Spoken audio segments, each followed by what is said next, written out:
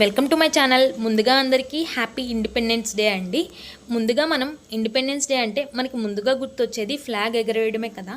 మీకు తెలుసా, ఆగస్ట్ 15 అలాగే జనవరి 26 రెండిటికి డిఫరెంట్గా ఫ్లాగ్ ఎగరేస్తామని. ఆగస్ట్ 15న ఫ్లాగ్ కింద కట్టి ఉంటుంది, కింద నుంచి పైకి లాగి ఎగరవేస్తారు. దాన్ని ఫ్లాగ్ హోస్టింగ్ అంటారు.